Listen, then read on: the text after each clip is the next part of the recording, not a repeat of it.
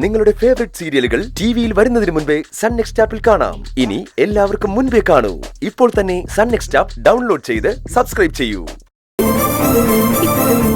ഏതാദി സ്വർണ്ണക്കടത്ത് കേസിലെ? അതെ.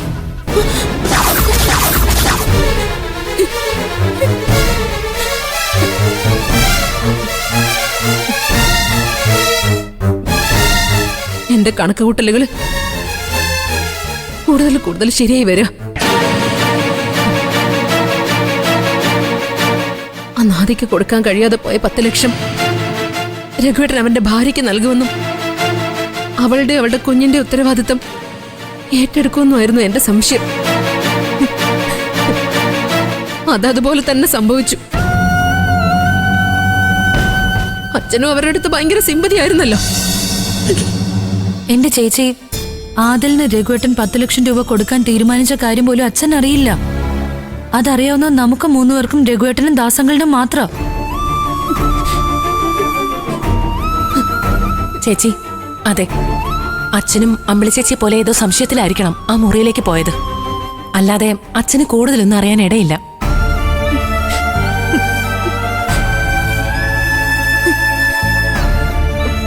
അപ്പോ അച്ഛന്റെ മുന്നിൽ വെച്ച് രഘുവേട്ടൻ അവൾക്ക് പണം കൊടുത്തതോ? അതൊക്കെ നമുക്ക് അച്ഛനോട് വിശദമായിട്ട് ചോദിക്കാം.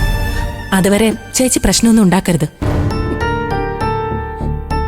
ചേച്ചിക്ക് അറിയാലോ, ആദിലിന് അവകാശപ്പെട്ട 1 കിലോ സ്വർണം രഘുവേട്ടൻ കൈവശപ്പെടുത്തിയെന്ന കാര്യം നമ്മുടെ അച്ഛൻ ഇപ്പോഴും അറിയില്ല. രഘുവേട്ടൻ ബിസിനസ് തുടങ്ങിയതുപോലും ദാസങ്ങളെ സഹായിച്ചിട്ടാണെന്ന് അച്ഛൻ വിശ്വസിച്ചിരിക്കുന്നത്. സത്യം എന്താണെന്ന് അച്ഛന് അറിയാനിടയായ എന്തായിരിക്കും സംഭവിക്കാന്ന് ചേച്ചിക്ക് ഊഹിക്കാലോ.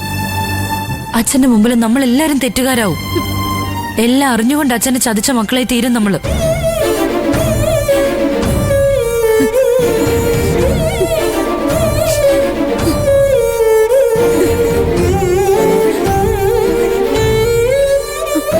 ആ സ്വർണ്ണ രഘുവേട്ടന്റെ കയ്യിലുണ്ടെന്ന് ആദിയുടെ ഭാര്യ മനസ്സിലാക്കി കാണുമോ?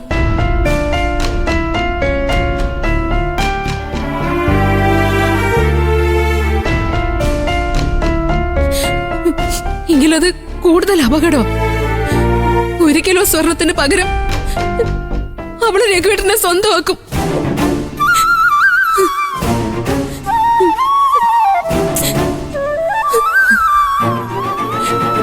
എടി, എനിക്ക് വേണ്ടത് സ്വർണമല്ല, രഘുവേട്ടനെയാ. എന്റെ ഭർത്താവായിട്ടല്ല, എന്റെ മകളുടെ അച്ഛനായിട്ട്. അതിനുവേണ്ടി ഞാൻ എന്തും ചെയ്യും, എന്തും.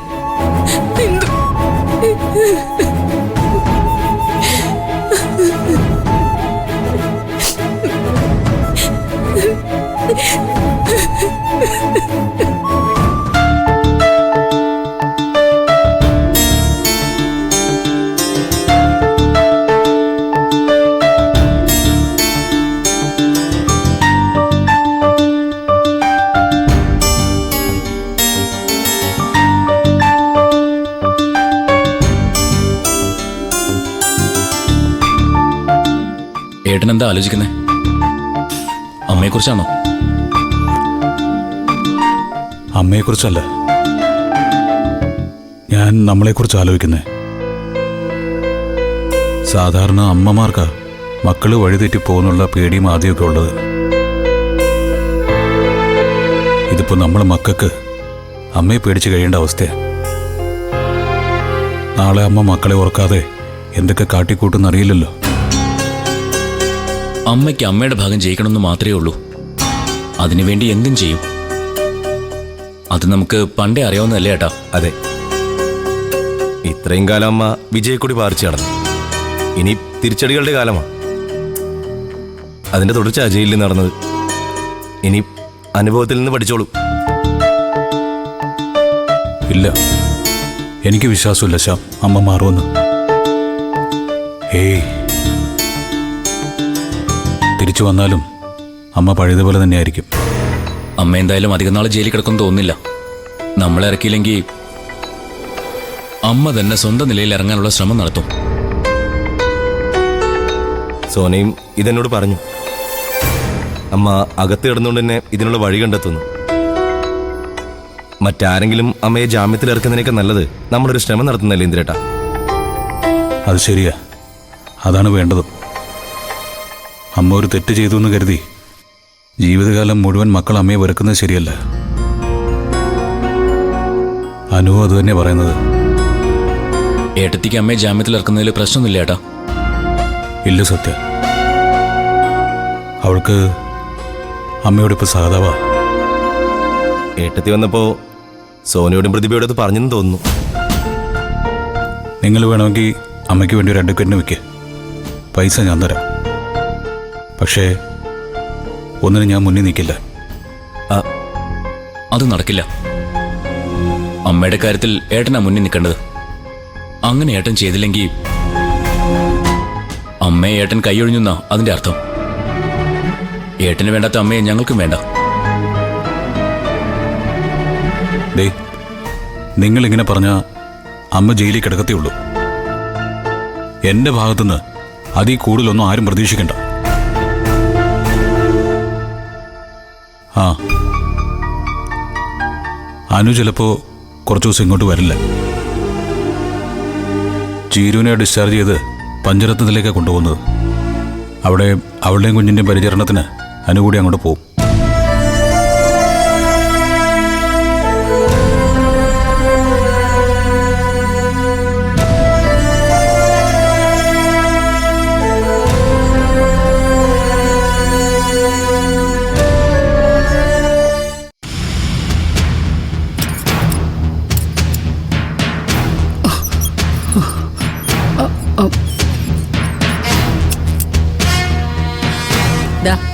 ഇത് കഴിച്ചിട്ടേ വേഗം കിടന്ന് ഉറങ്ങാൻ നോക്ക്. നീയൊക്കെ കാരണം ഈ നരകം പിടിച്ച സ്പെഷ്യൽ ഡ്യൂട്ടി എന്റെ തലയ്ക്കാ വന്നത്. സാറിന് ഇവിടെ എന്താ കുഴപ്പം? ഞങ്ങളിവിടെ രണ്ടുപേരല്ലേ ഉള്ളൂ. ജയിലിൽ എത്ര എണ്ണത്തിന് ദിവസവും വയ്ക്കണം? അവിടെ ഞാൻ സെല്ലിന്റെ പുറത്താ, ഇവിടെ അകത്തും. അതും ഈ കാണ്ടാമൃഗത്തിന്റെയും കാട്ടുപോത്തിന്റെ ഇടയില്. സാറ് പേടിക്കണ്ട, കാണ്ടാമൃഗം സൈലന്റ് ആയോണ്ട് കാട്ടുപോത്ത് ഇനി ഒരു പ്രശ്നത്തിനും വരില്ല. സുശീലേ, സുശീലേ, എഴുന്നേക്ക്. ദേ, എഴുന്നേറ്റിരുന്ന് ആഹാരം കഴിക്കേ. മെഡിസിൻ തരാൻ നഴ്സ് ഇപ്പൊ വരും. എനിക്ക് കഴിക്കാനൊന്നും വേണ്ട, എനിക്ക് കുറച്ച് വെള്ളം മാത്രം മതി. ആഹാരം കഴിച്ചില്ലേ ചത്തുപോവും. മകനെ പിണക്കി വിട്ട സ്ഥിതിക്ക് ഇനി കുറെ കാലം ജയിലിൽ കിടക്കേണ്ടതല്ലേ. ആഹാരവും മരുന്നും ഒക്കെ കൃത്യമായിട്ട് കഴിച്ചേ ആരോഗ്യം വീണ്ടെടുക്കാൻ നോക്ക്. ജയിലിൽ ഇതൊക്കെ പതിവാ. ഇന്ന് തല്ലുകൂടിയൊരു നാളെ ചുമലിൽ കൈയിട്ട് നടക്കും. സുശീല അങ്ങനെയല്ല സാറേ, വാങ്ങിയ തിരിച്ചു കൊടുക്കും, എന്നിട്ടേ ഒത്തുതീർപ്പുള്ളൂ. ഇതൊരു നടക്കി പോകുന്ന കൂട്ടത്തിലല്ല സാറേ. വീട്ടേക്ക് അവക്ക് ആഹാരം വേണ്ടെങ്കിൽ അതും കൂടി എനിക്ക് എന്നേക്ക്, ഞാൻ കഴിച്ചോളാം. ഓ, പട്ടിണി ഇരുന്ന് ഇവളിവിടെ കിടന്ന് ചത്താലേ നീ സമാധാനം പറയൂടി. മര്യാദക്ക് കിട്ടിയതും നക്കി ഇവിടെ കിടന്ന് ഉറങ്ങാൻ നോക്ക്. നീ ഒരുത്തി ഇതിനൊക്കെ കാരണം.